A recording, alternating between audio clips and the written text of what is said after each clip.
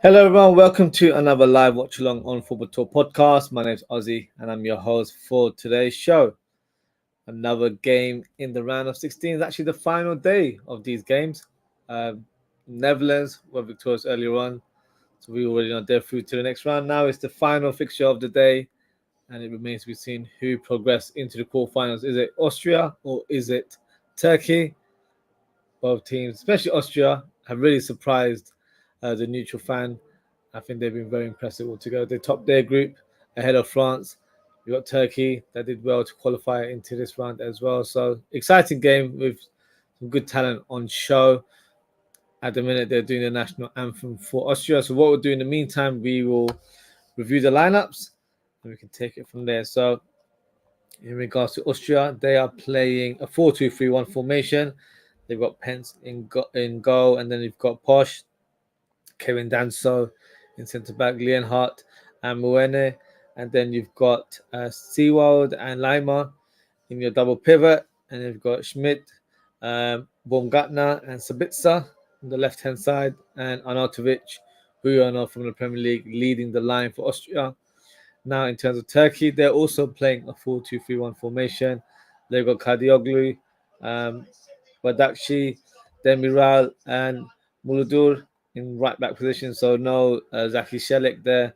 And then you've got Yukshek and Ayhan in the double pivot. Then you've got Yildiz, Gokchu, and Arda Güler. And then up top, you've got Yilmaz leading the line for Turkey. So Arda Güler is definitely one that I'm looking forward to seeing. He scored a spectacular goal in the group stages. Gokchu as well. He's a very good player. Got into a bit of a tussle in the last fixture, but hey, you know, the victory was done in the end, and that's what counts. So, yeah, two exciting teams playing similar system.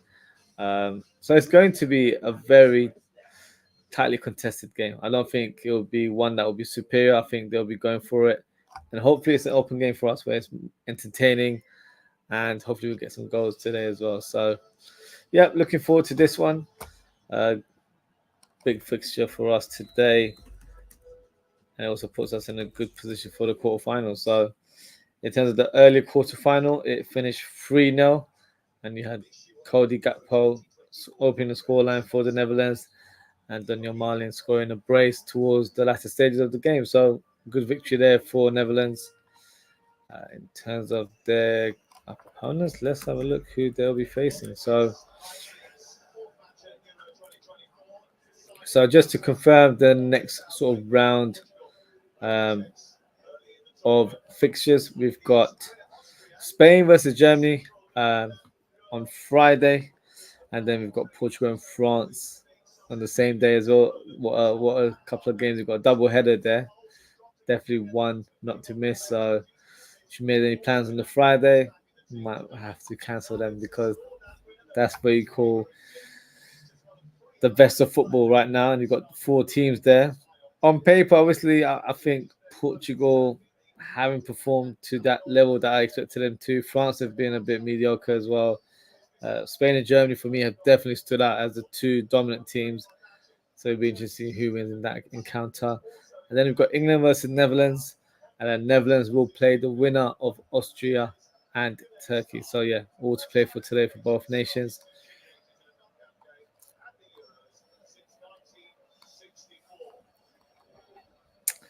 Just got a couple of comments here from Richard. We got Richard as always. He says, "Hi, Aussie and panel. Assalamu alaikum. Walaikum salam to you, Richard. How are you all doing? We are doing all good. Thank you for asking. Gakpo had a good game today against Romania. Our priority is get left side centre back, DM, and second choice. While we stockpiling forwards, many thanks." And then his second comment is, "This is the type of caliber player Liverpool should be going for, like Adagula, Navas, second choice, goalkeeper." Yeah, that's a fair shout. Musiala, Kvaratskhelia, Ugarte, and Inacio. Yeah, I agree with you. I think in regards to Adagula, I don't think Real Madrid will sell him to us. We were actually one of the clubs that was strongly linked with him. In fact, from what I remember, we showed early interest to sign Adagula. But as soon as Real Madrid were in the picture, um, it was game over. They took the player from us. So yeah, so I heard about him before um, Real Madrid showed their interest, and they pretty much wrapped the deal quite quickly. I think he had a release clause as well. So yes, they got their man, and he technically looks a very good player. Be interesting if they do want to sell him in the future. Oh, Turkey have opened the scoreline as I'm talking right now. What a poor start for Austria. Alagule, the guy we're talking about right now, fantastic corner. Literally from the corner, his kick hit the post and it rebounded out. And then you had Demiral scoring the rebound. What a start for Turkey in the opening minute. Amazing. Need to see that replay once again. What a start for Turkey. So yes, Alagule with the corner kick. Literally, oh no, it was cleared by the defender there. Oh no, the defender is Baumgartner, the attacking mid. Keeper tries to clear. Keeper was a bit lazy with that clearance. I can't lie. He just like scooped it. Yeah, it was more of an instinctive thing. So I don't think he realized what he was doing there. But hey, what a start for Turkey. Hopefully that's. Oh, Austria trying to respond. Oof. Baumgartner almost scored the equalizer. They're trying to make amends for his mistake earlier on. So far, it's been exciting stuff right now. Only 2 minutes being played. So yeah, really good stuff for us.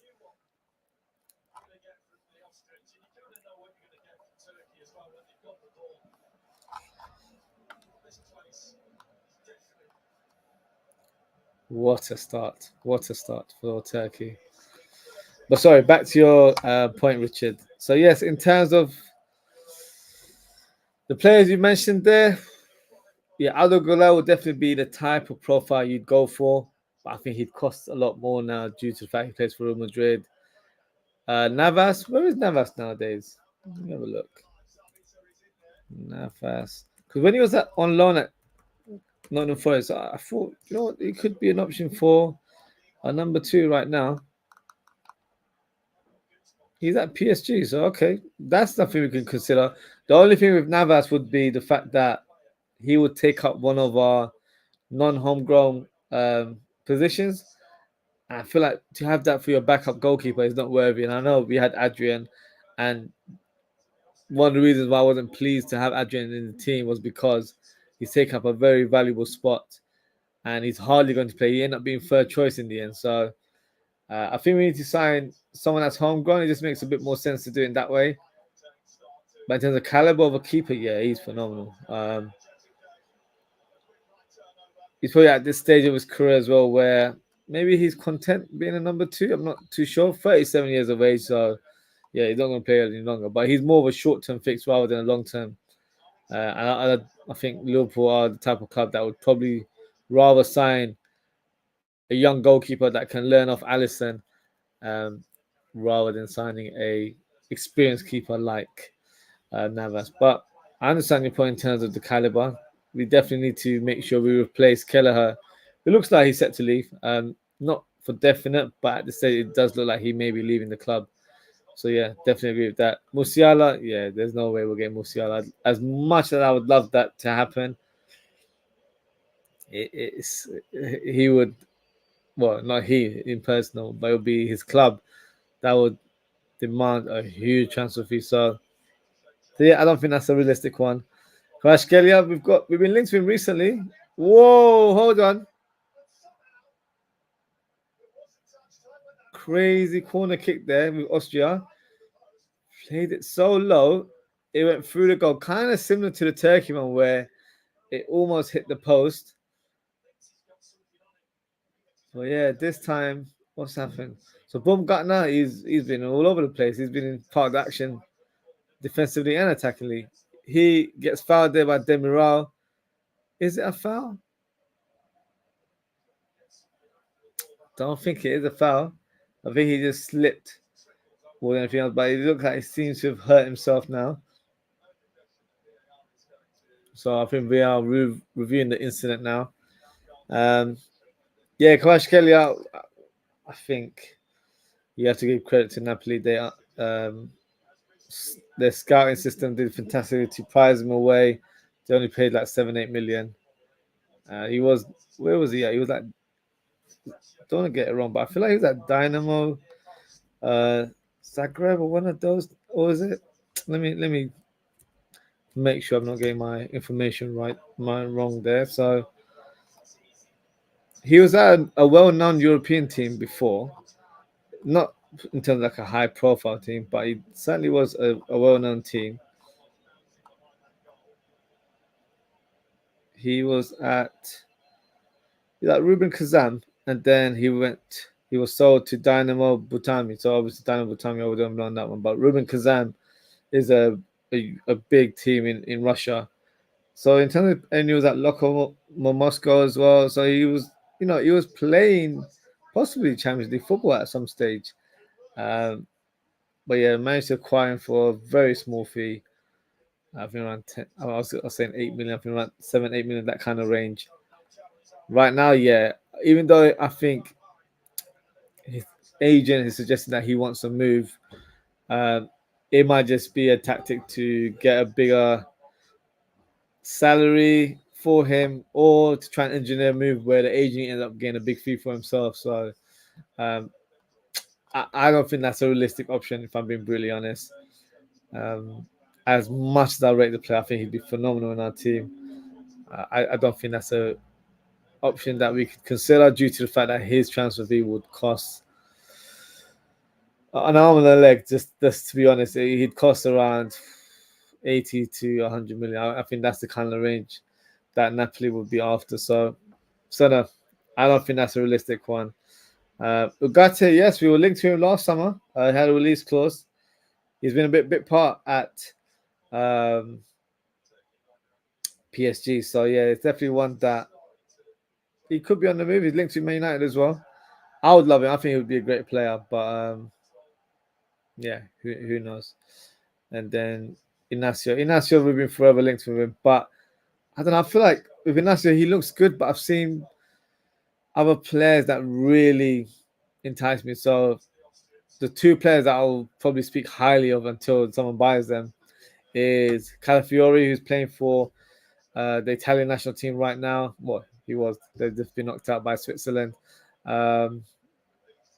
He's really impressed me for Bologna, and he's a player that started his career as a left back but can play centre back. So tactically, he fits us to the T, where if we need to play a back three, he's more than suited to playing that role. If we're playing a back four, he can easily play that left back position, but also be inverted and allow the right back, which would be Trent, to be a bit more of a sort of free role for him.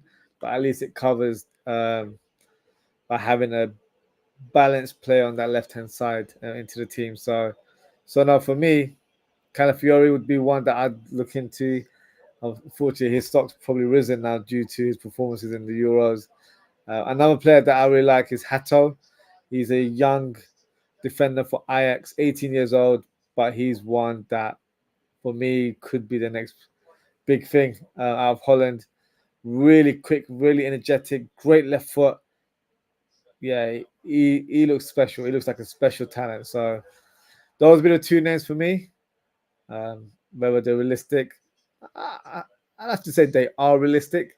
It just depends on what kind of level of pursuit we're going to show for certain players, and also our budget, because right now there's no real detail in terms of what our budget is. Once preseason starts, once we see what Onslaught presents in terms of his team formation, all that stuff, right now it's a bit unclear. But who knows? Who knows? I'll be doing a transfer show. I'll be in a Liverpool transfer talk show on Thursday night. So we'll be discussing a lot more transfers. So make sure to tune in for that one. And I'll be doing a transfer talk show tomorrow, a generic one, Premier League related for all of the teams. That will be taking place tomorrow as well. So yeah, we'll be talking about transfers a lot more this week. Went a bit quiet last week due to, I think, the Euros. but it certainly has picked up. There's been official deals already happening in the last couple of days or so, and I'm expecting more in the coming days. So yeah, looking forward to seeing what businesses the clubs are doing, especially in the Premier League, and hopefully Liverpool can get their act together and get involved in the mix as well. So we'll see. We'll see. We've got plenty of time in terms of the transfer window, and should acquire some more players in the near future. Um, would you sell or keep Darwin Núñez to Jose Mourinho? Is that who is being linked to Fenerbahce? Okay, that's interesting. I don't know if they've got the money to sign Darwin Núñez, because I'd want a big fee for him. So I know he was linked with Barcelona a few months ago, but that seems to have fizzled out, maybe due to their financial issue. I think half of the squad is up for transfer right now. So, so yeah, that's going to be interesting. Would I sell Darwin Núñez? To Jose Mourinho, probably not, because I don't think it's realistic. But would I sell Darwin Núñez in general? I have to be brutally honest. I lost a bit of patience with Darwin Núñez towards the latter stage of the season, and I think with Darwin Núñez, he's hit his ceiling. I don't think he can improve as a player, and I'm just going based on what he's produced for us in the last couple of years. I think he's a very erratic finisher, and I don't see, him improving in that area. I don't see him being a more of a composed finisher, someone that's cool, calm, and collected. Um, but I don't think we'll sell him this summer. I think he'll be given another chance. Not that he deserves another chance, but I think he'll be given this season to make a stake in the team, and then I think his position will be assessed next summer. But no, I think he'll stay. If it was my choice, I would cash in on him, but I'd want a big fee for him so we can reinvest and sign a top striker. That would be my way of thinking, but that's probably me being in dreamland right now. Yes, your other comment is, would you take De Ligt? I do like De Ligt as a player. He hasn't hit the heights that I think most expected from his move to Serie A, and then obviously to Bayern Munich, and then because he went from Ajax to Juventus, and then from Juventus to Bayern Munich. Still a solid player in my opinion. Already has a good understanding with Van Dijk, so there's no sort of concerns in that department. But I think we need a centre back that is more left sided. I think that's the one that we lack in our squad. If you look at all the big teams in the Premier League, everyone's got a left footed centre back. We don't have that sort of player. And I think the way Arnslot plays, we play a 4-2-3-1 formation. That's what he predominantly plays for Feyenoord. But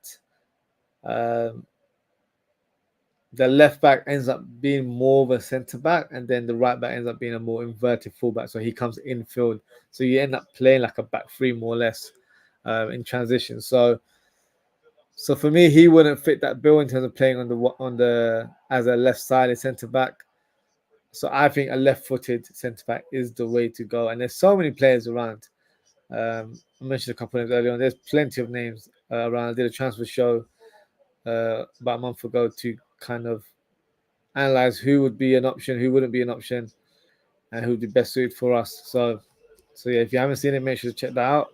I've gone in more in-depth detail in terms of who would fit the bill for Liverpool. The other comment is we need players 22 years old to 26 years old, players with experience, national, play for big club, leadership, know-how, and high IQ. The age group, yep, I definitely agree with that one. 22, 26, that is normally Liverpool's sweet spot, especially under Michael Edwards in terms of his previous recruitment regime. In terms of coming for a big club, that's always a tricky one due to the fact that if you're signing someone directly from a big club, they'll probably demand a big transfer fee. So I feel like the big club aspect's not too much of a huge one. I would say experience in a competitive league is more important. So if they've come from a lesser league, then transitioning into the Premier League will be a big upgrade or big transformation for them, because they really need to get used to the speed and the technicality of the league. So for me, the age group, yeah, fits fine. In terms of leadership, it depends what kind of player you're after. So I always feel like with defenders and midfielders, um, the players should have a bit of leadership quality. Attacking wise, I don't think it's a necessary trait to have. If they do, fantastic. If not, it's not the sort of like the end all for me. For me, I want someone that's just has end partner, especially if you're buying an attacking player. But look, we've got Michael Edwards back. We've got Richard Hughes, the sporting director, who I was doing a bit of reading on, and he's a lover of Serie A. So don't be surprised if we sign players from Serie A. That's why the Calafiori rumours, I feel like they have a bit of weight in them. I think we are definitely one of the interested clubs.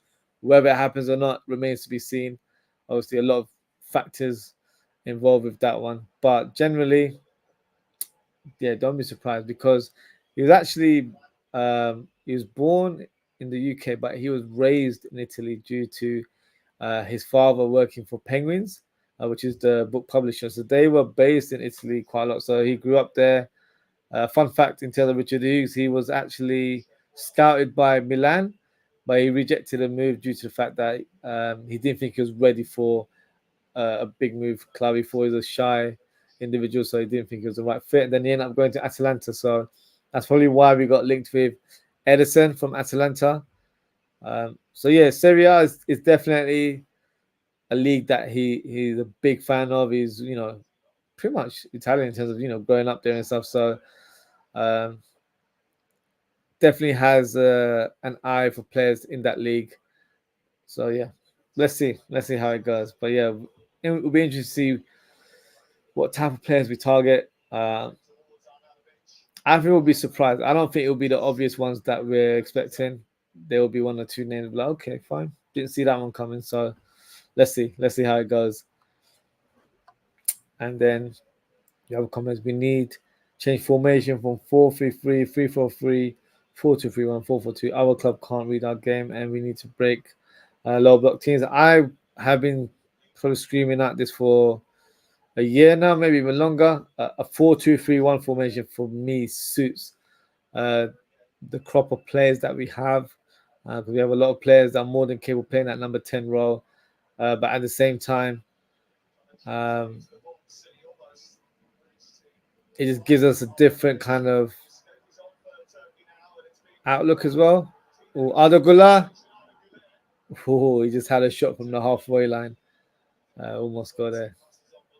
Nice moment there from Adogula. So yeah, I think we need to step away from the 4-3-3. But for me, the most exciting thing about having a new coach now is the football identity will be different to Jurgen Klopp, because Jurgen Klopp, as an individual, he's one of one, in my opinion.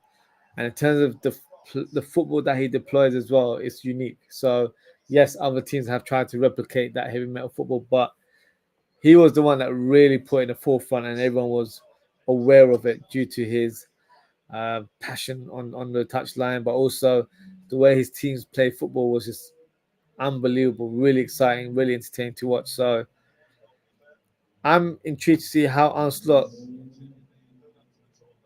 develops this current squad, because 4-2-3-1 formation for me suits the squad to the T, and he has a very strong liking of Barcelona. He said he's been big fan of Barcelona over the years. So in his first interview, he mentioned Iniesta, Xavi. So tiki taka, I think that's what you're going to probably expect in terms of his philosophy for us. So high possession football, but at the same time, his teams have known to be very good on the counter press because he plays with out and out wingers. So for me, it's an exciting prospect, a different philosophy.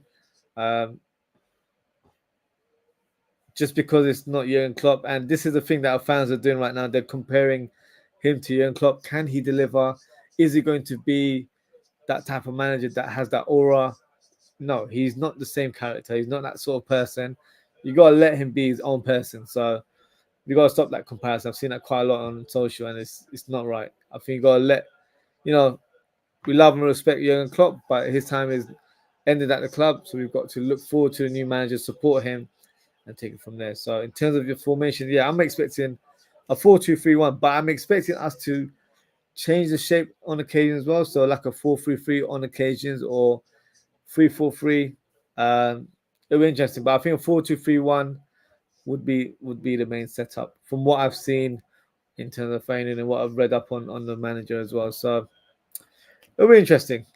Fingers crossed. Not long away until pre-season. So yeah, I'm sure a lot of our questions will be answered in terms of how he plays his football.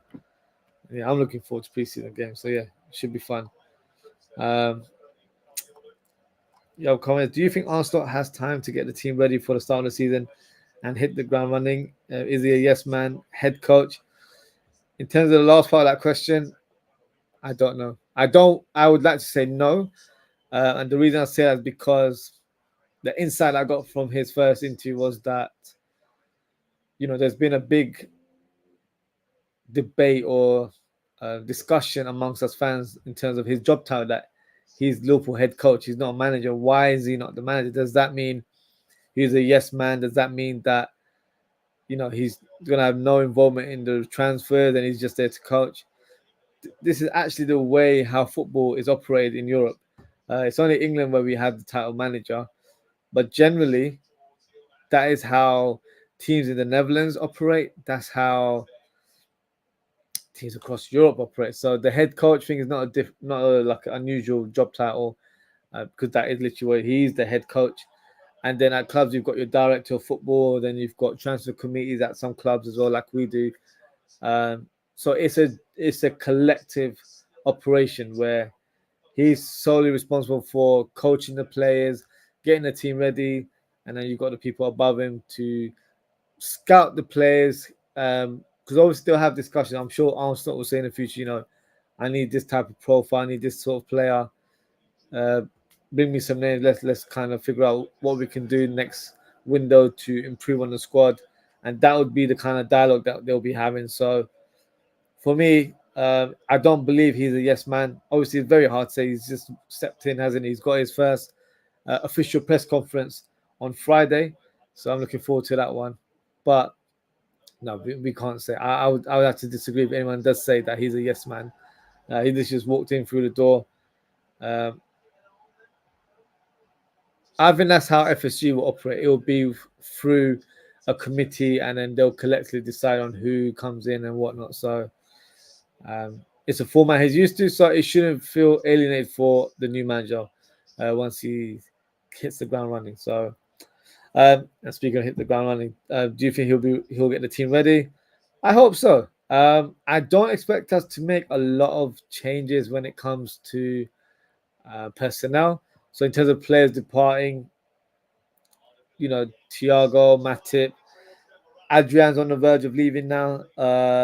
Kelleher might be leaving, but this is a goalkeeper position, so that doesn't really impact the outfield positions. Diaz, question mark, is he going to stay? Is he not going to stay? Nunes, I think Nunes will stay. I don't think we will sell Nunes this summer. So the core of the team will still be there. It'll just be a few additions to the squad. And I think whoever those additions are, even if they're from the Premier League or if they're not from the Premier League, they'll take time to slot in anyway. So also one big point as well, this is a clean slate for everyone. So all the players in the team will need to try and impress the manager. Players that were loaned out like Morton, Carvalho, this is their big opportunity to really impress the manager, to stake a claim in the squad. Forget the first team, to remain as a Liverpool player this season and have a fighting chance to play for the team in the course of the season. So it's exciting times. I'll be honest with you. Exciting to see how he deploys the team, what the players are able to produce in the pre-season fixtures as well. So yeah, I'm excited, and obviously with transfers as well. As long as we sign the right players, that's my main thing. My guess would be we'd sign about 3 players. That would be my guess if I had to choose a number. But let's see who they are. Back to the game, though. Turkey are on the attack. Okay, Kenan Yildiz has it on the left wing.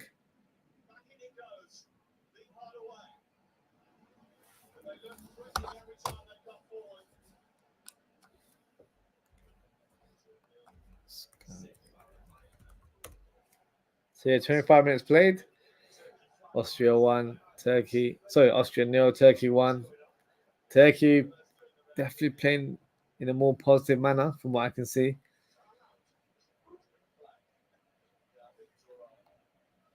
Just give me a second. So yeah, back to your point. Yeah, I think he will get the team ready. But it will take time. I don't expect him to have the team ready to play exactly how he wants the team to play. That will take time. We have to be patient as the fan base.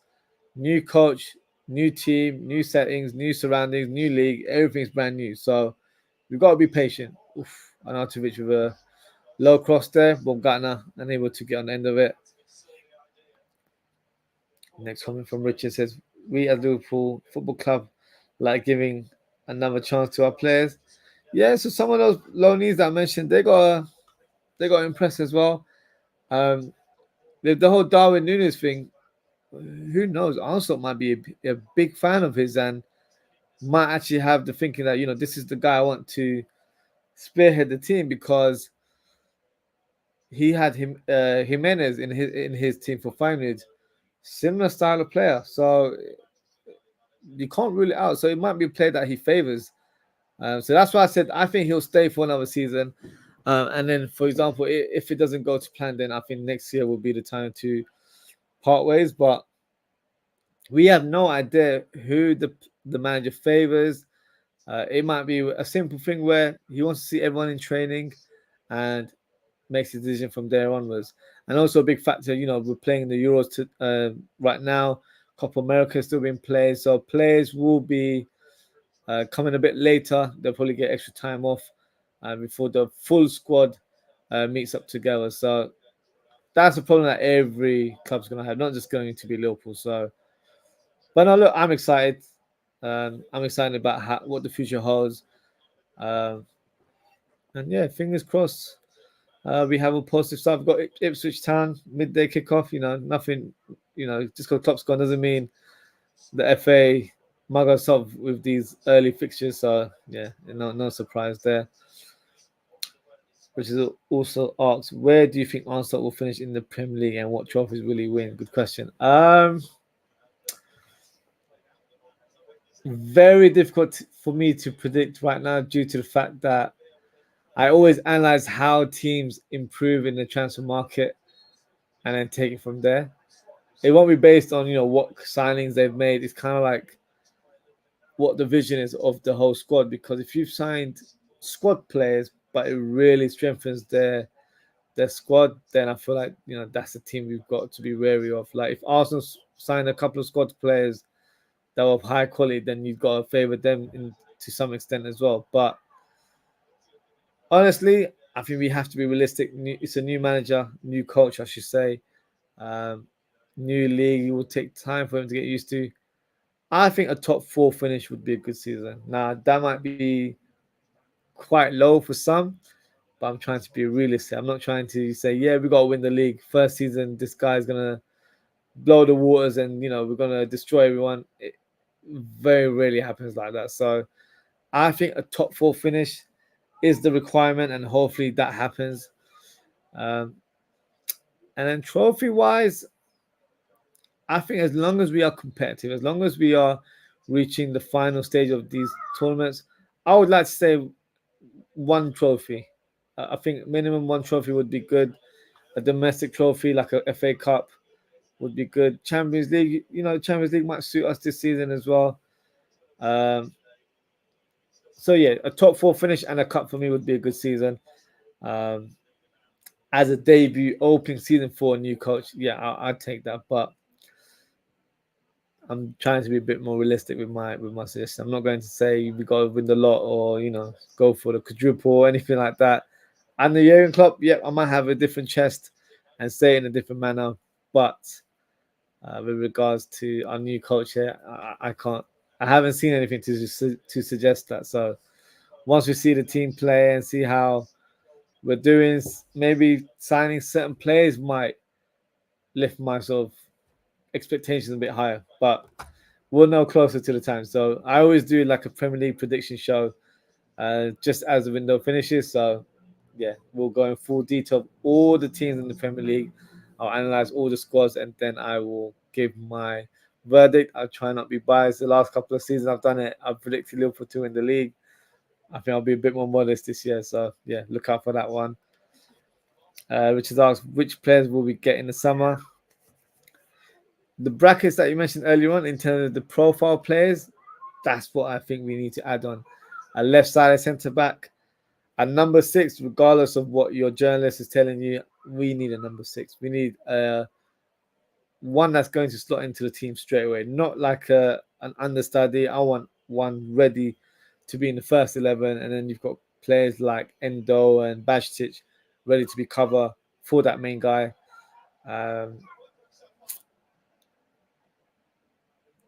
I'd like to get another attacker. For me, a right winger would be a fantastic one. I know we've been linked with Anthony Gordon from Newcastle, left winger, but I have a feeling that might be due to the uncertainty of Luis Diaz's future at the club. So we're just trying to cover our ground and make sure we're able to find a replacement if somehow that moves happen, because maybe behind closed doors they're in discussions of a sale. Who knows? But I don't think we need a left-sided player unless a Diaz departs, for example. I would like a right-sided player to come in. If we don't get an attacker, I wouldn't be too disappointed. I feel like we have the numbers to do so. But unfortunately, we have players that have become a bit injury prone. So like Diogo Jota, fully fit for me, probably the main striker for us, but he's not always fully fit, unfortunately. So I'd get a multifunctional forward who can play on the right wing, can also play on the left wing. Let's see. But left-sided centre back and a number 6 for me, 2 must positions, regardless of ingoings or outgoings. Those 2 need to be addressed. I have a feeling we might end up signing another goalkeeper if Kelleher goes, so it'll be a like-for-like replacement.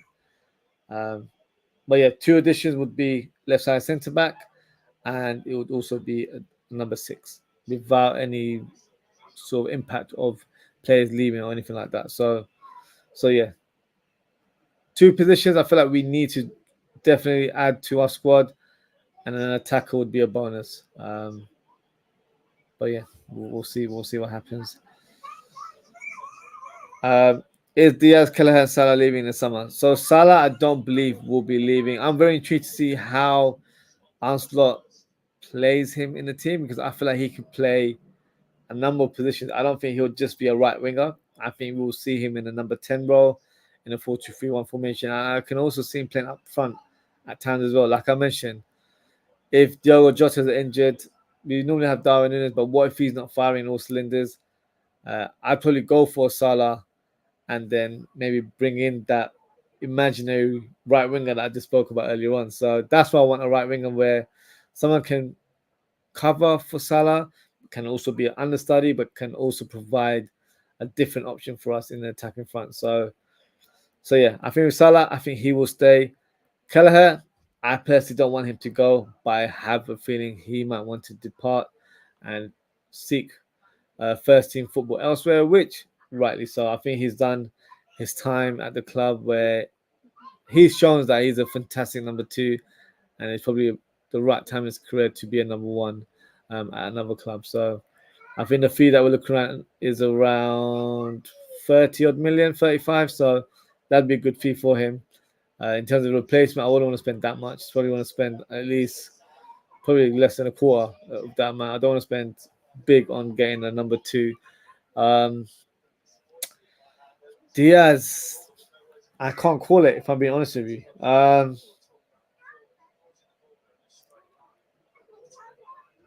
Diaz is a tricky one. I don't know what to say on Diaz. Let me put it this way.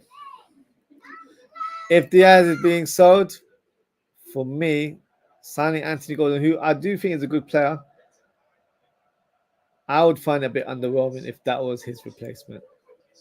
That's just how I feel. I feel like Diaz is such an explosive player.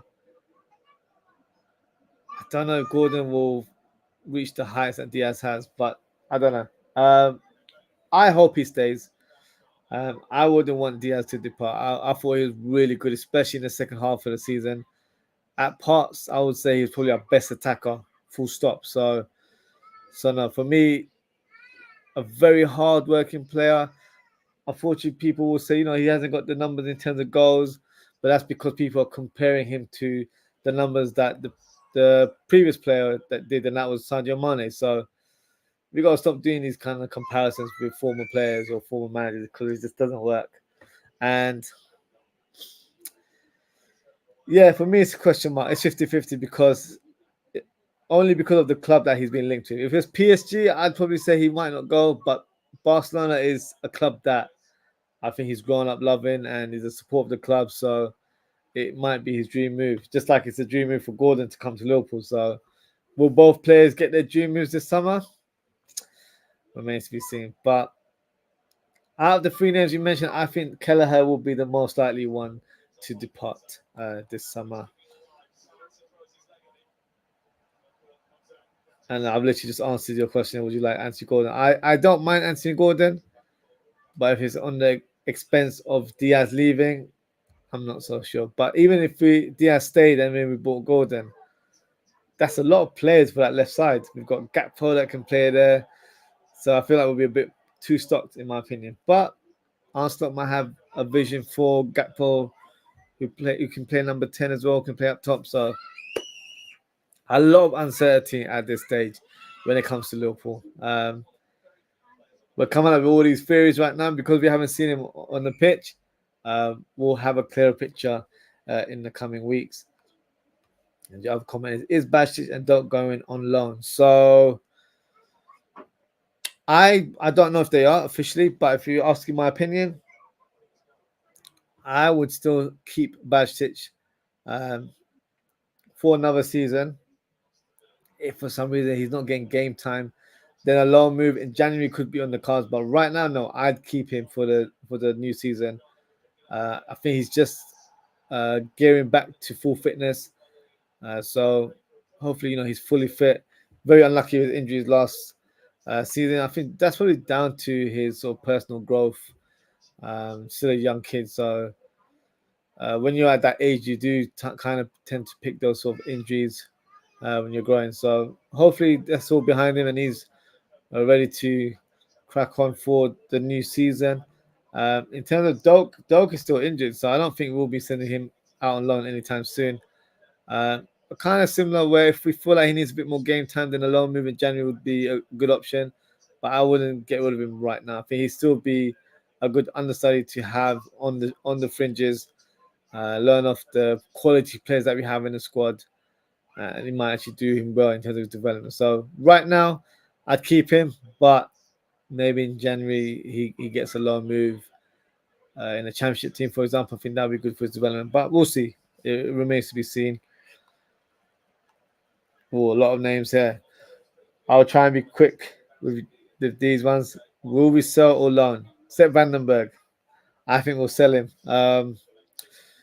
Due to the fact that he's come out and said some comments that weren't very pleasant from a Liverpool point of view. So I think we're selling. I think the price has always been listed as 20 million. That's the fee we're looking for. So when you've got a price tag on your shoulder, yeah, we're looking to sell you. So I think he's going to be sold. Reece Williams, he'll be sold as well. Peter Lagu will be out on loan for me. Nat Phillips, he'll be sold. Jones will stay. Elliott will stay. Szoboszlai will stay. Bobby Clark, I think he might go on loan. Scanlon for me will stay. I feel like he might play the League Cup games, for example. Good option for us to have. especially left-sided player can play on the left back or left wing, so good option for us. Dan's, I think a loan move would suit him in terms of his development. I feel like he's got the tools to be a good striker, but I think playing in the championship will really do him good. So I would like him to go on loan. Kumas, I would say the same thing. I know he's been selected for Wales national team, so I feel like he's definitely someone that's on their radar. So championship move for him would be great on loan as well. Owen Beck, talented player. He's just been listed as player of the season in Scotland. I think we might cash in on him due to his sort of high stock right now. But I wouldn't be adverse to having him at the club. But I just have a feeling that we might end up selling him, but probably with a high sell-on clause or buyback clause even, if he does well for his next club. So that's just my opinion on that one. Chambers, I believe he's already been released, hasn't he? So I think he's been released by the club. Might be wrong, but I have a feeling he has been released. McConnell, I do like McConnell, to be fair. I think a loan move would be good for him. Really good player. I think a championship team, even a Premier League team, if he's able to get that move, would be great for him. Morton, I think Morton will stay. That's my prediction. I know he's been linked to move to Red Bull Leipzig, and I think the fee that the club are looking at is 20 million if anyone makes that offer. I think he'll stay. He's had a great season for Hull City, so I feel like he's in that position where maybe he can have an impact on the team, and he also fits that homegrown quota. That's always useful for us as well. So I think he will stay. Gordon, I think he needs a loan move. To be honest with you, he's been unfortunate with so many injuries in the last couple of years. He's fully back to sort of training again. So I think a move where he's playing first team football at League One, Championship, whatever level, I think he just needs to get back into the rhythm of playing football again. So a loan move would be good for him. Gravenberch, oh, he stays. No doubt for me. He stays. I think he will flourish under Onslaught. And I think he'll be an option in that double pivot role. And I think he'll do well because that's the role that impressed me when he played for Ajax as a young 18-year-old. So I feel like he'll do well in that position. And Carvalho, I think if he impresses in preseason, he'll stay. If not, he'll probably be sold. I don't think there's any point of sending him out on loan because right now it's kind of make or break. Does the coach fancy him or not? If he doesn't, then we got to try and get some money for him. Had a decent season at Hull City. Didn't really have an impact at Red Bull Leipzig. So for me, I would say, depending on what he does in preseason, if he shows a good account of himself, because this is a fantastic opportunity for him. It's a clean slate, new coach. He's probably going to play in a number 10 role, which is his natural position. So if he does really well, there's nothing to say why he can't stay within the squad. So for me, it depends on him. But if he just does average, then he will be sold, I think, unfortunately. So that's your comments there. And I've been rambling about Liverpool for so long. We're almost close to half time right now. So looks like there's a player injured, but he seems to be okay. I think he's standing up now.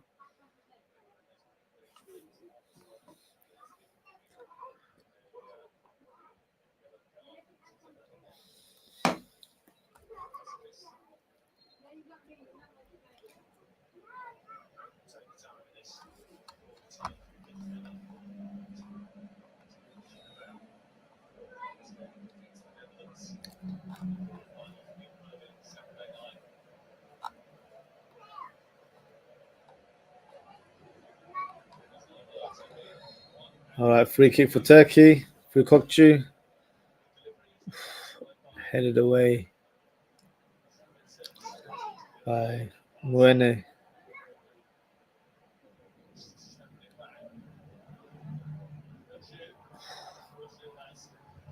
Good cross there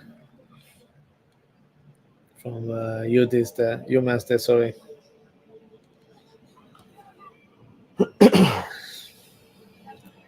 One minute of added time before we hit the halftime mark.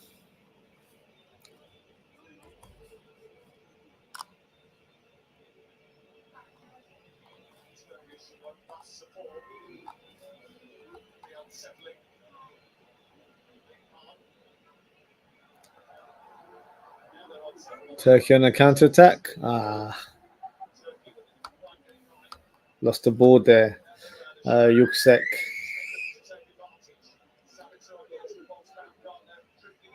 Low cross from Austria. Oh, Baumgartner almost getting on the end of it. Wasn't the cleanest of strikes. I think it pretty much popped up as a surprise. Yeah, didn't really get his foot around it. Wasn't that far off, to be honest. Left foot strike there. Little toe punt. And that is the halftime. Austria 0, Turkey 1. So yeah, I don't think it's all set and done. I'm expecting a reaction from Austria in the second half. Turkey, they need to continue playing the way they are, and I'm sure they'll be victorious in the end. So you can add another goal. That'll certainly put them in a great position and cement their position in the quarterfinals. So what we'll do now, we'll take a small break, and then once we return, we can resume the second half and enjoy the rest of the game. So yeah, I'll be back very shortly, guys. See you guys very soon.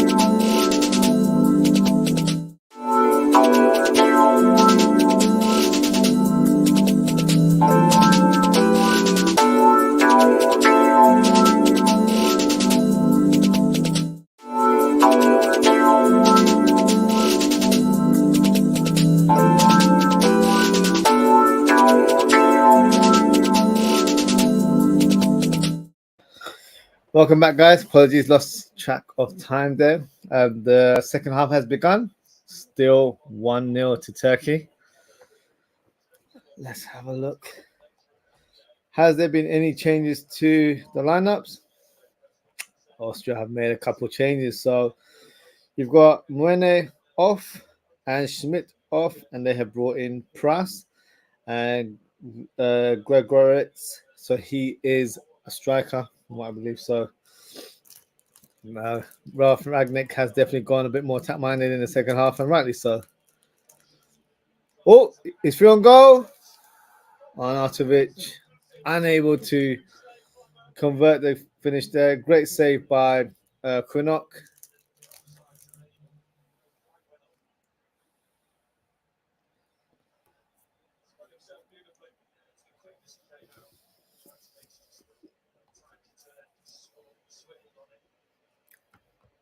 Thank you, Richard. Appreciate your comment there.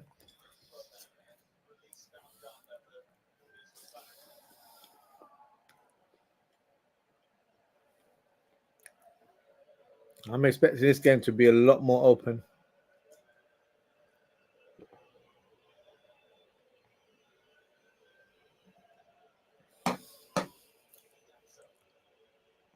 Right. Kevin Danso's an interesting player. He's been linked to a move to Manchester United, and he's been co-signed by Rio Ferdinand, who suggested that he should be one of the first players to be signed under this new ownership under Manchester United app. So interesting one. He's a former Southampton player, so I think he also fits that homegrown quota. So interesting profile. He was player. He was in the team of the season in League A, where he plays for Lens. So yeah, so far seen him in the Euro. Looks a good player. He's the one that unfortunately broke Mbappe's nose in the group stages. So yeah, not the information you want to have around your name. Austria, Lima, he shoots. Unable to hit the ball on target. A great run, by the way. Could he pass it to someone? I think the position he found himself, you've got to try and take a shot on target. So Arnautovic earlier on, for me, should have done better there. That's the kind of finish you need to dink it over the keeper. So yeah, definitely one to look out for.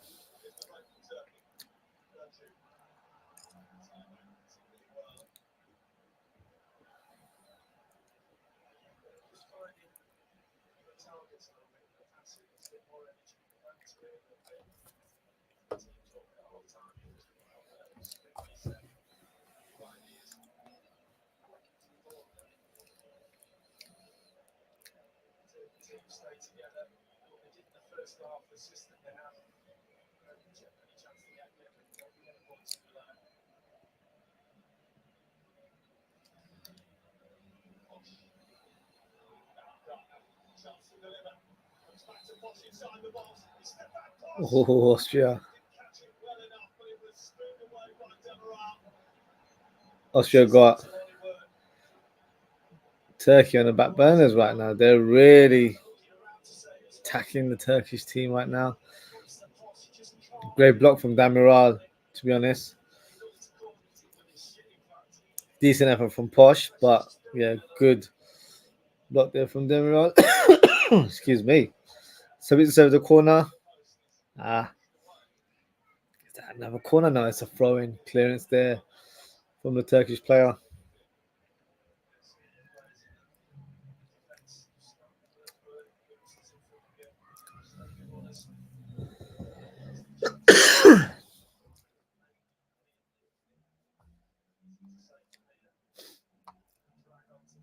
Got a comment here from Richard. It says, off-topic question. What is favorite go-to fragrance and going out with wife fragrance? Good question. What would I say? So I normally use Arabian Oud.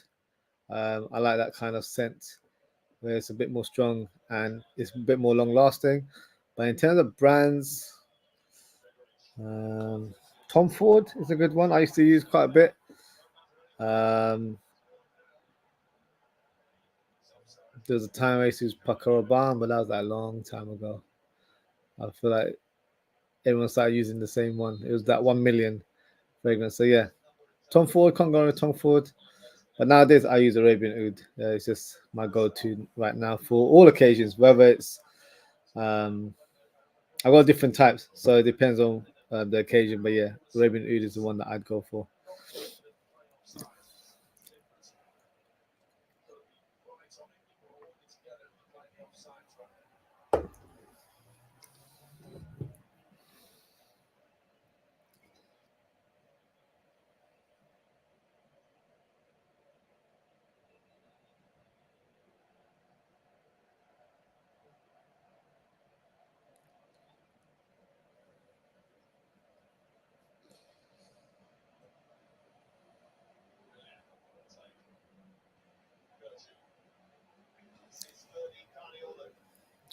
Oh, cardiology.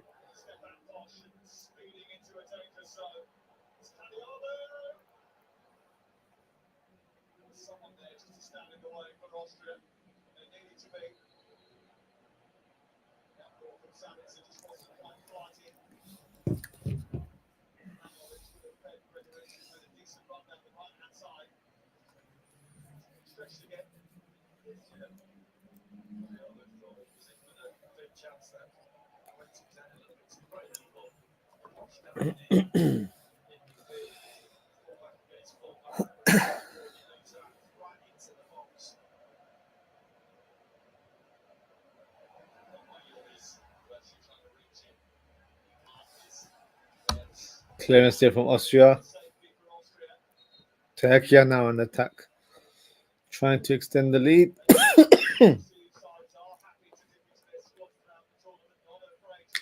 Turkey are making a substitution right now, I believe.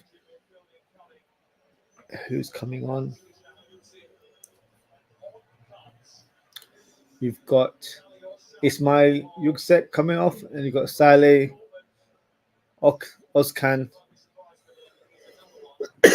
coming on the pitch, number 15.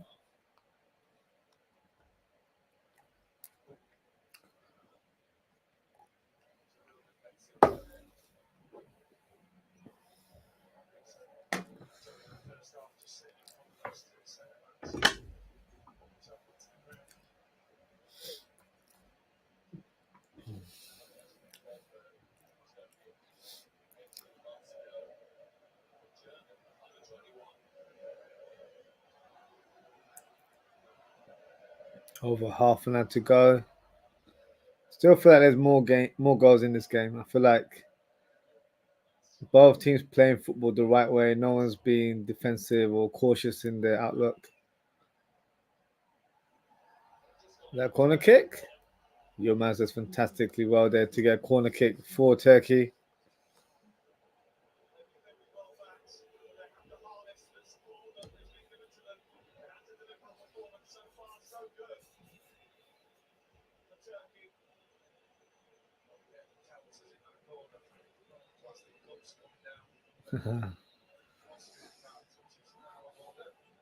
Some of the behaviour from the fans has been a bit appalling, especially when corner kicks are taken.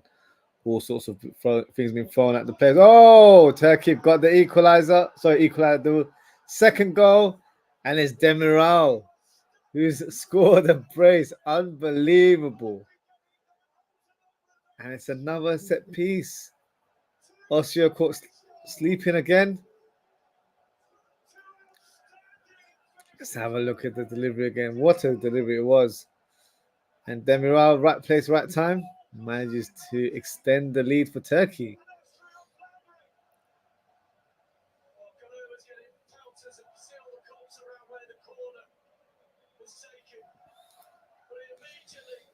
Let's have a look at the replay.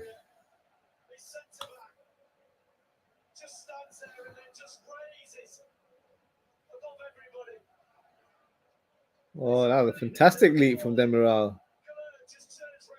Keeper does get a hand onto it, but I wouldn't blame the keeper. It's point blank range, so they're very difficult to parry away.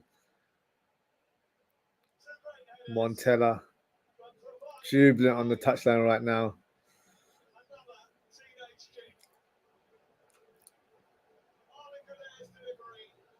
Fantastic delivery from Arda Güler. He's been phenomenal today.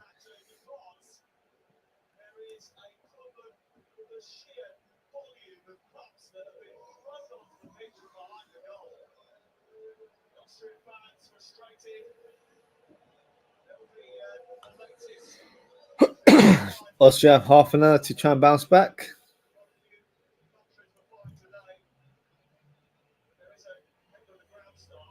Turkey have done really well today, playing a 4-4-2 right now.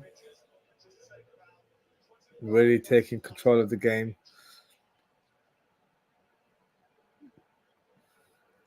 You've got Yildiz on the ball.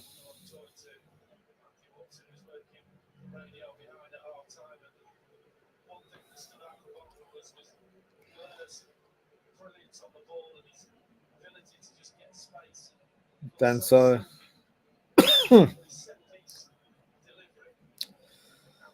Tulema. Poor pass from Baumgartner. Anatovic. Unable to make the right run there. Kind of feel like it was a half-hearted effort. He does seem to sulk when things aren't going your way, so needs to have a different attitude in this game. He's the talisman of this Austrian team, so needs to lead by example.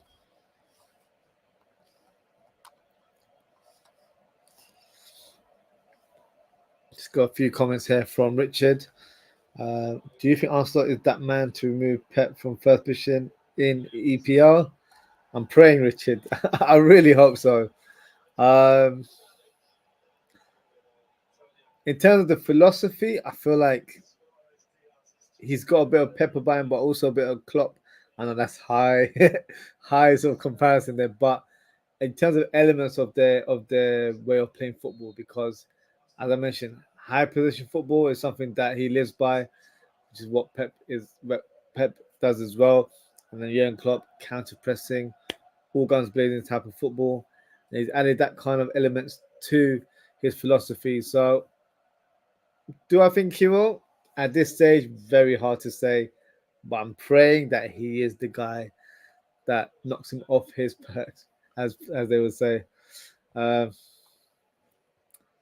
Turkey versus Holland in the quarterfinal. Euro 2024. Austria can't play again. Mid-side country. Yeah, I've been a little bit surprised. Austria.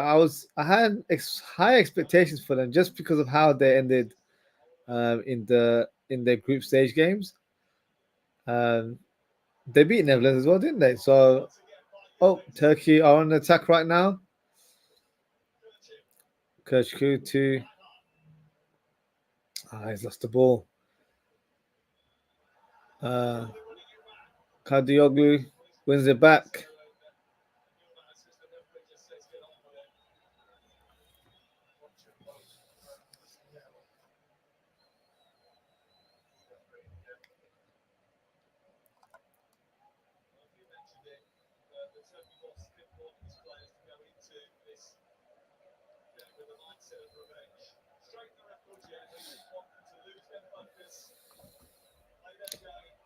Austria making a couple of substitutions. So you got Gulic coming on. Lima and Lionheart are coming off. Gulic and Wobe are coming on.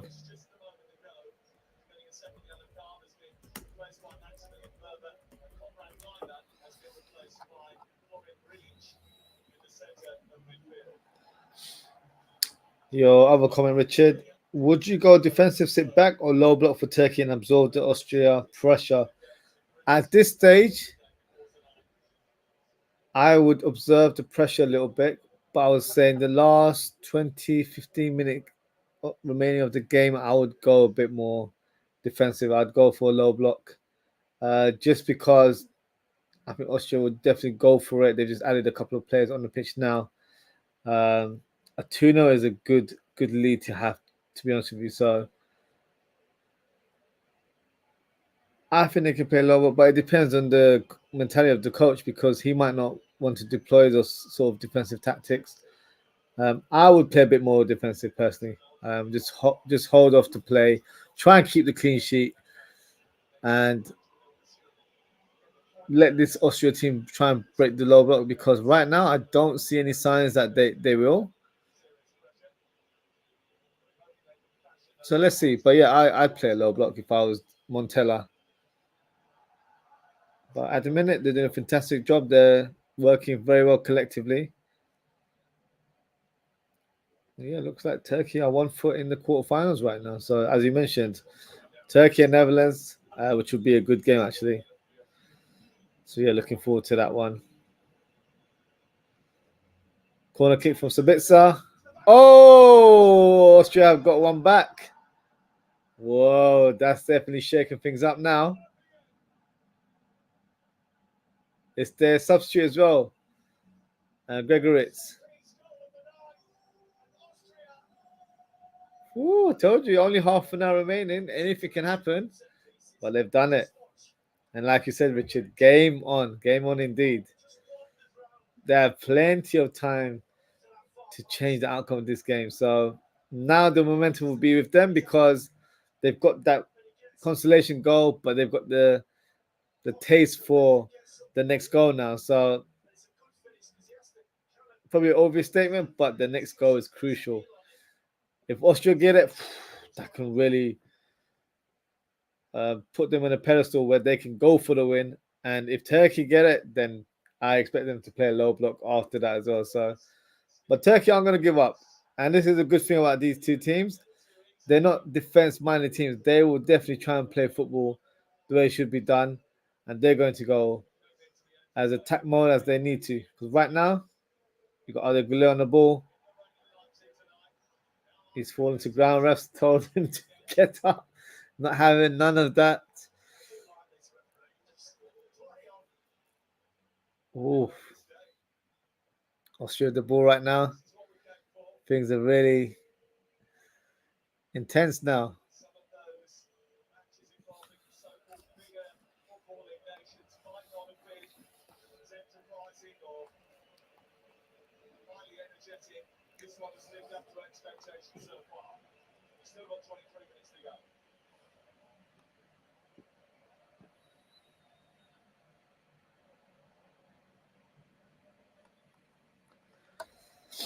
Sabitzer to Woba.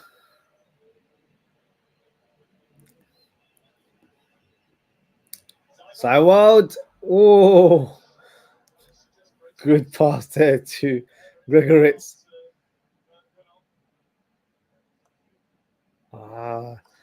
Difficult chance that because the ball up in the air and then to try and head it back. Very hard to get power and accuracy on that one. Finally, the ball was a bit less than he could have chested it and then gone for a volley. That would have been a better execution towards the goal. Cardioglu with the ball.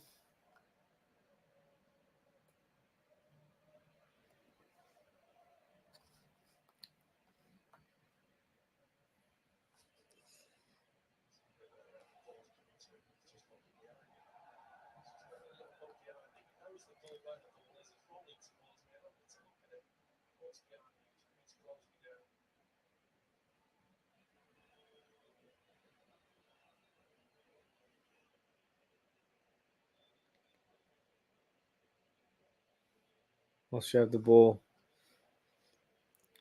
for OZWRLD.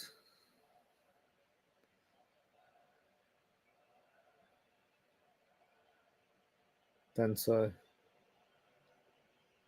passes it to Bosch. Baumgartner, what can he do? Oof.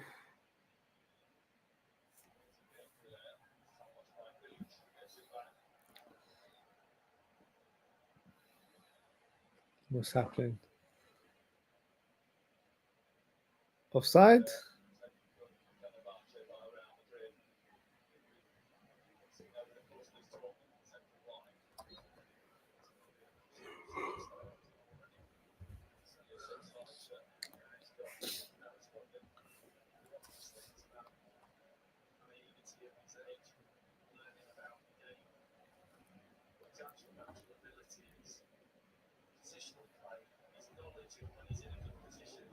20 minutes remaining. Still all to play for.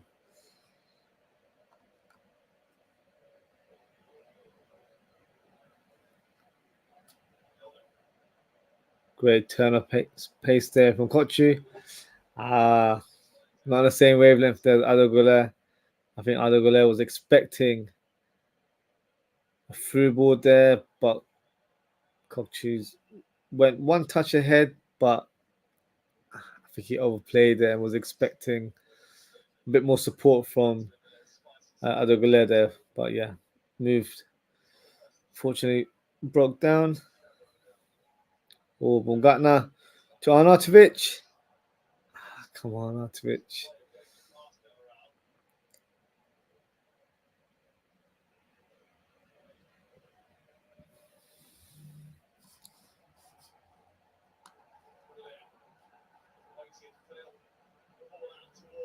Turkey on attack right now.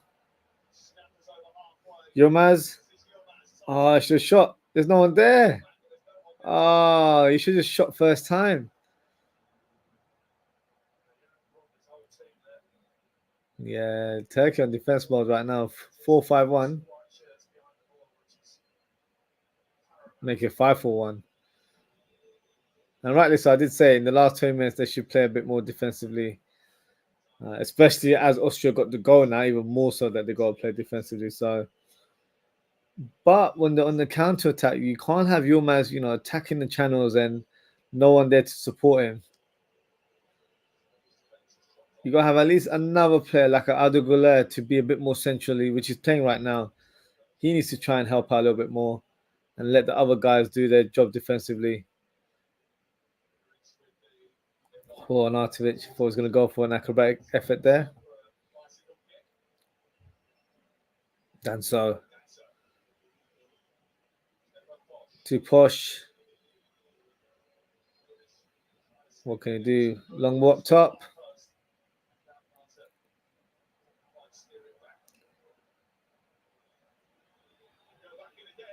Oh. Great cross there from Brass. Dimrao, a fantastic header. He's been phenomenal today. Scoring a couple goals, but also defensively been a rock at the back of the Turkish defense.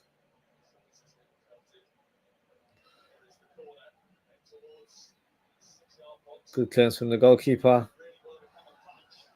Yeah, look at the amount of cups on the pitch in the corner flags. It's ridiculous.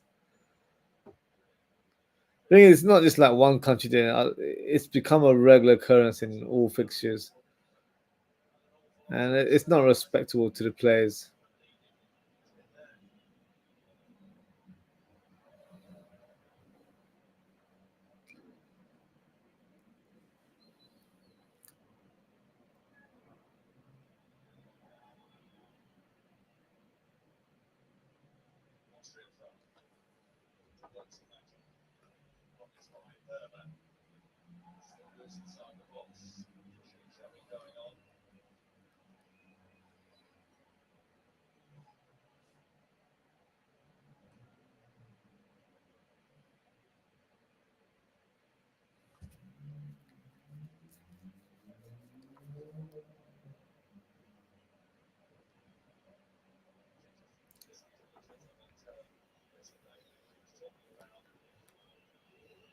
Bosch on the ball. What can he do? Yes. I thought he was going to thread it to Sabitzer. He did that exactly. Lucky the cross. Passing back to Sabitzer. Now he goes for shot. Who's that in the end? That was Grillitz. The substitute. Not a bad effort, but I think back to Spitzer would have been the better option there.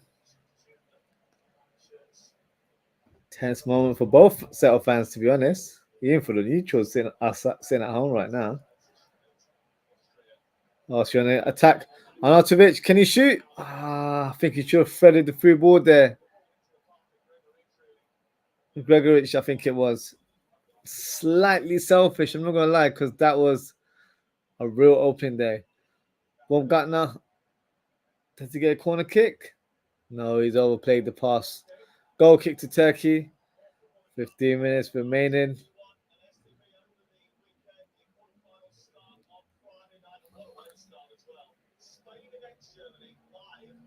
So just to give you an idea of my watch-along schedule, so let's have a look at the fixtures.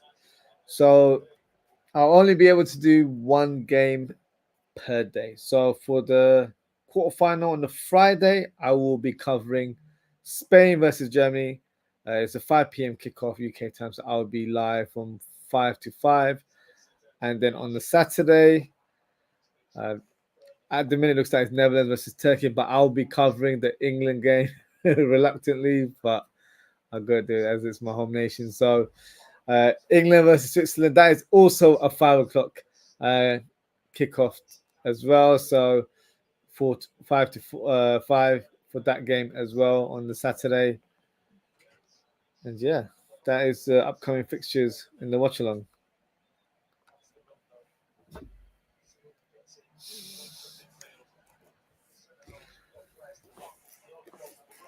Okay.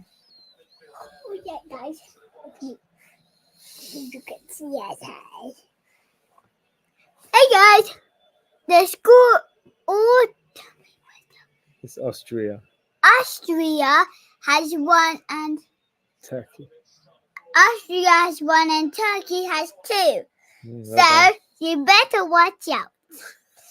If you support Austria, then you better cheer for them. If you support Turkey, then you have to cheer for them a lot.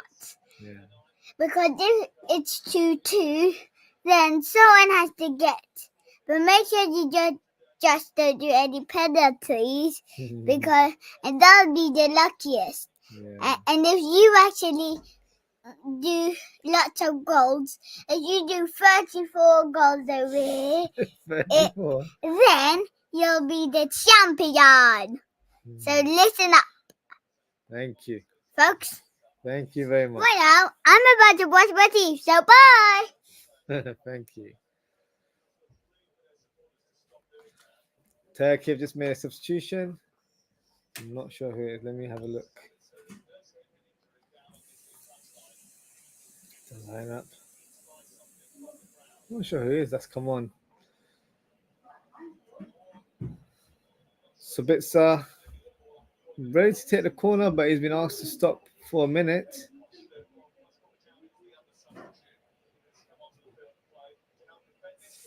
Costly, I think it is.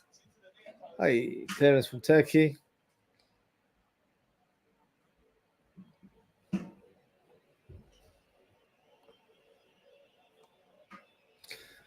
Yeah, Yokoslu, he's just the one that's come on. Tokoglu has come on for Turkey as well.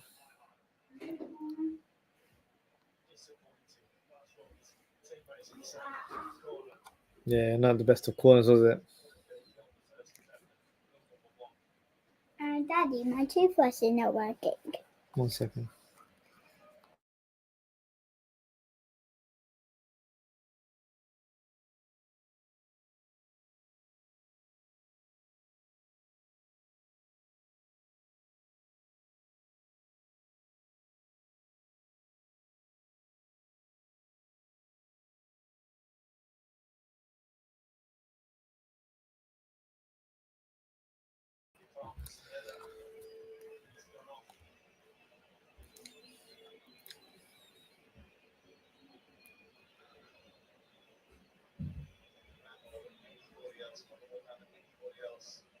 Austria have the ball right now through Danso. Danso's playing a bit more further up top now.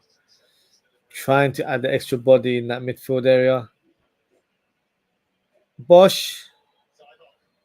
Oh, low cross towards Anatovic, but fortunately went behind him.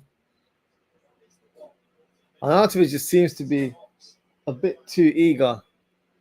Needs to really hold his position a bit better there.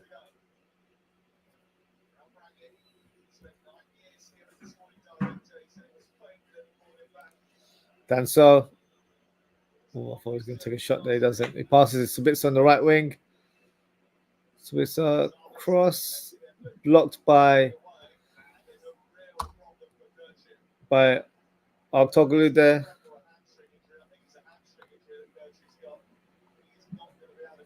Oh, someone's picked up an injury.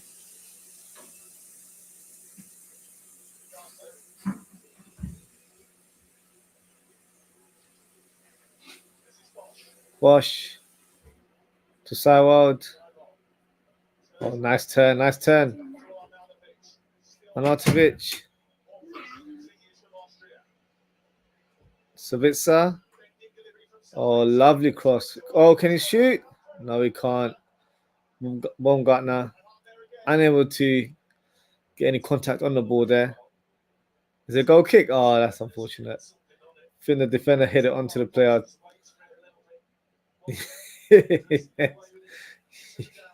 Lashed onto him. No messing around there whatsoever. It was Ayhan that did that. The captain for Turkey there. But actually, looks like he's got a bit of cramp there. He should be fine.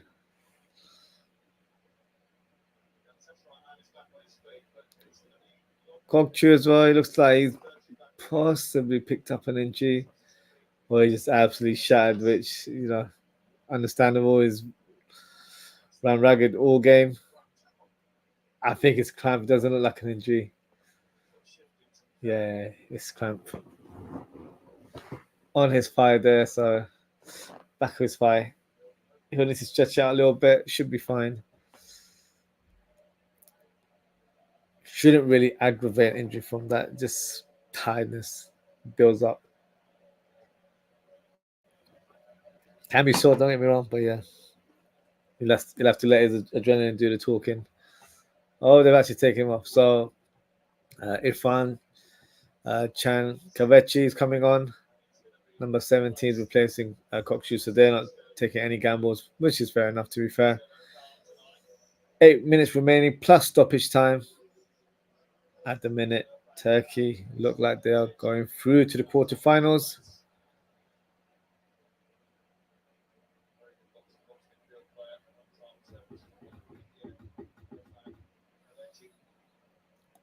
Headed away by Danso. Back to Artoglu. Good turn there. Not enough pace there for Yilmaz to get onto the ball. Seinwald to Posh. Posh runs with the ball. What can he do? Posh to Sabitzer. Grilitz to Sabitzer. Danso. Danso looks very impressive today. Oh, I thought Arnautovic was going to get on the end of that. What can he do? He can hold the ball. You got to get out. You can't just drop to ground like that. Come on, Arnautovic. You got to be stronger. Definitely ain't going to get a penalty for that now. Oh. Baumgartner thought he was going to get on the end of that cross from Bosch. Keeper did it enough to distract the player there. Oh. That could have gone anywhere, to be honest. Anywhere. Demiral and the keeper did their best to be a bit of an obstruction for the player there. Did just about enough. Goal kick for Turkey.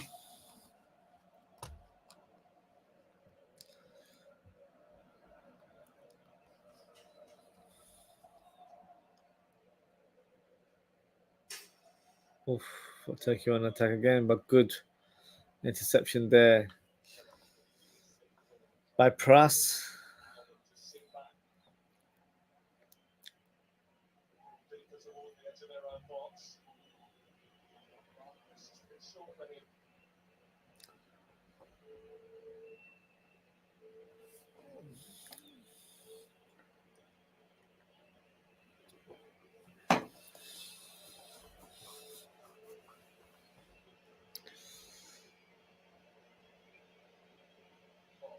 Posh to Sabitzer.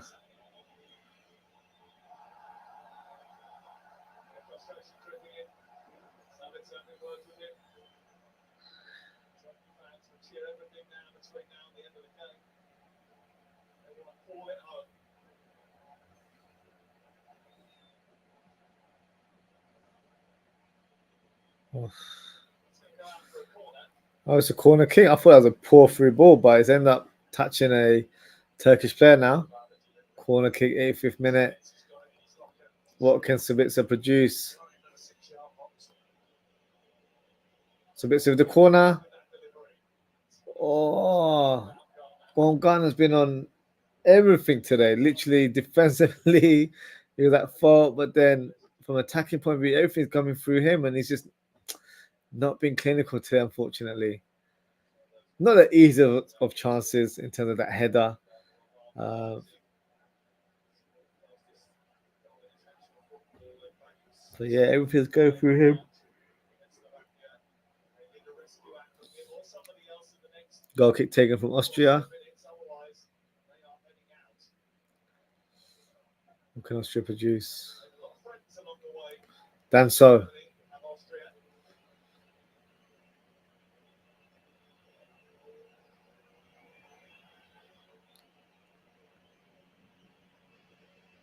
Bosch. Posh has the ball. For Grillitz. Ah, what a terrible pass that was. Can the ball be kept in play? Yes, it can. Price with the ball. What? Grillitz. To OZWRLD. Pass it across to Sabitzer. He's 1-on-1 on the right wing. Danso. Oh, almost gets the ball away. Grillitz had to stretch for that ball. Does enough. Ghana, the cross there cleared away by the Turkish defender there. Oh, it's a counter attack. Yilmaz, can you get on the end of it? Oh, sliding clearance from the goalkeeper there. Pence. Well done from the goalkeeper there. That was the right decision to come off the line. Baumgartner. Is he fouled? No, he's not. Referee waves play on.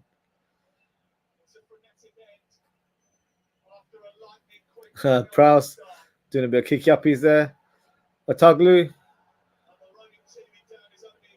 Oh, he's driving on the wing. Yilmaz. What can he do? Pass.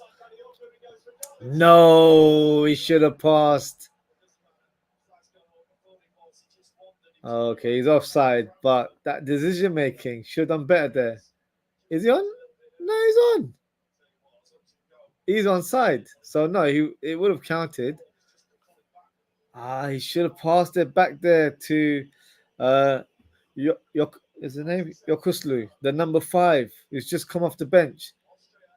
He was in acres of space there. Could that be costly? We'll only find out in the next few minutes. Sabitzer on the right wing to Danso. Danso needs to play some more forward passes. They only did it sideways right now. Grillitz to Posh.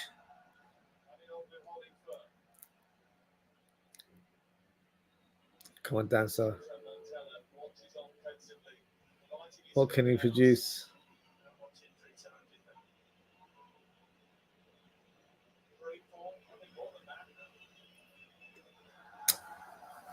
Clever play there from Artokoglu. He's everywhere, to be fair. Left wing, right wing. Running the show at the minute. Yeah, good clearance from Pence. Had to be done. Some goalkeepers might have stayed on the line there. I think he made the right call to come off and make that crucial sliding clearance in the end. Yilmaz, unable to control the ball there. Grillitz to Posh, to Sabitzer.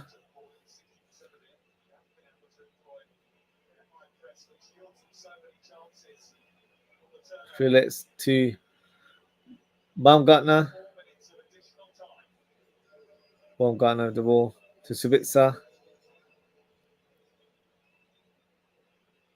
Krillitz, come on. You've got to be quicker than that. Subica. Great interception there.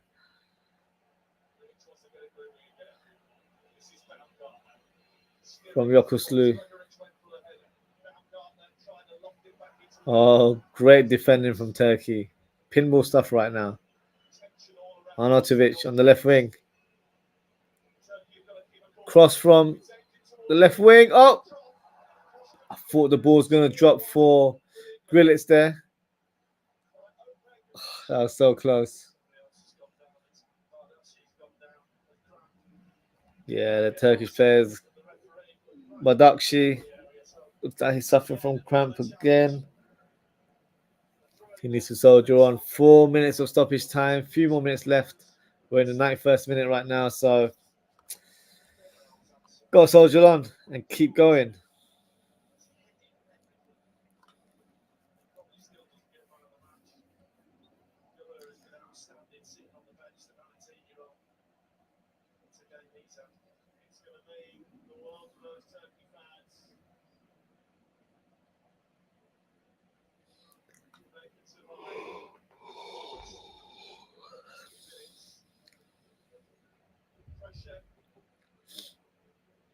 Foreign taken.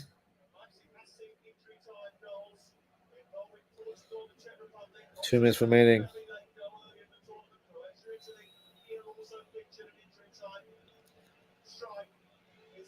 Grealish with the ball. Come on, he's taking too long to release it. Danso. Long ball up top. Oh, wasn't the best pass, to be fair. Danso's a solid defender, but his distribution is a bit questionable. I think in terms of forward passes, not the best in my opinion.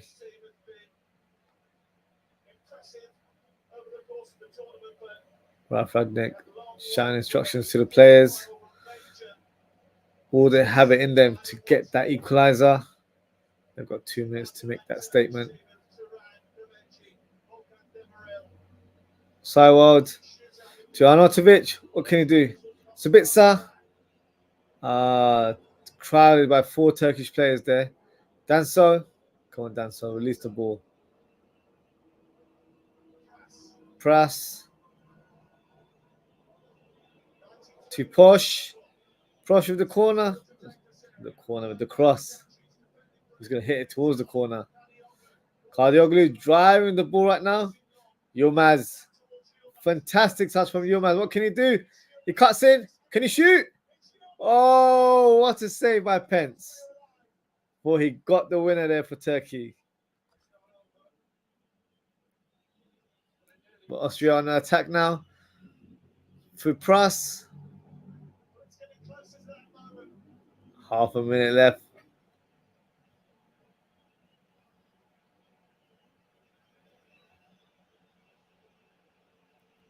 Savica. Long ball up top. Oh, cleared away by Turkey. Danso needs to hit it long now. Come on. Come on. Something sideways passes. Savica. Up top. Pras. Oh, Baumgartner. Oh, what a save. What a save by the Turkish keeper. Oh, that's a winning save right there. Baumgartner with a clean header this time. That's a world-class save right there. Look at that. Wow. Pence has gone up top. He's trying to add the extra body into the corner kick.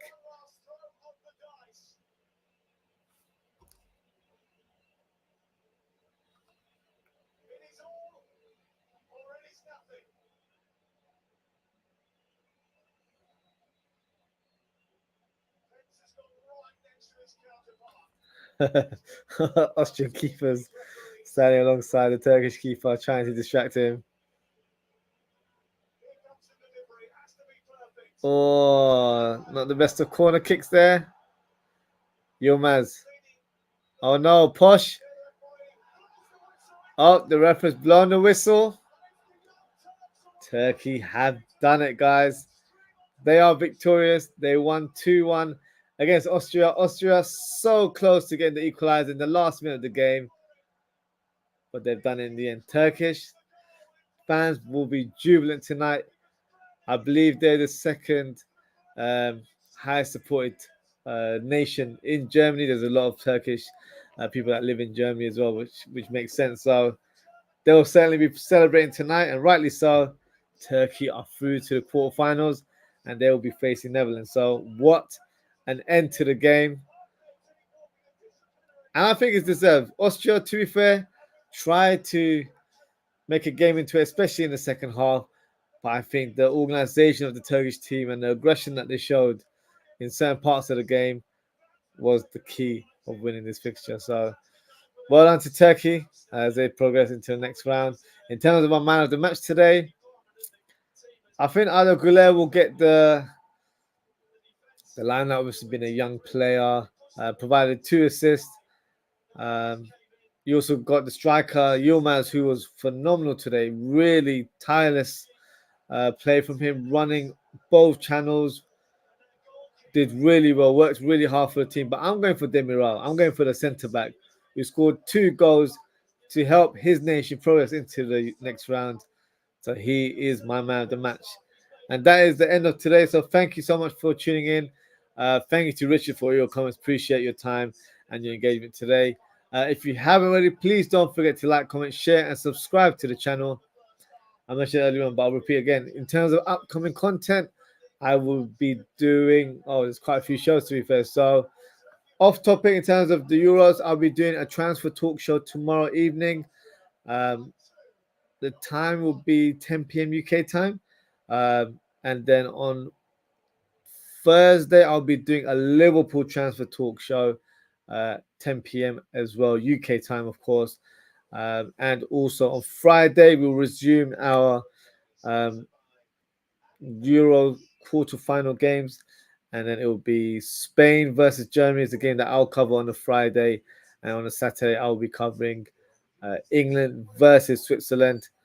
So yeah, best thing to do is hit that notification bell so you are aware of what time my live streams are going on show. And then you can also follow me on social media. You can follow me at Aussie.ftp on Instagram, Threads, and TikTok. I'm having issues with Twitter/X right now. My account have been suspended. I have no idea why. So I'm trying to get that sorted out. And then once that's been fixed or whatever needs to be done, I'll be live streaming on the platform once again. But until then, guys, next time, to stay safe, and I hope to see you all very, very soon. Goodbye.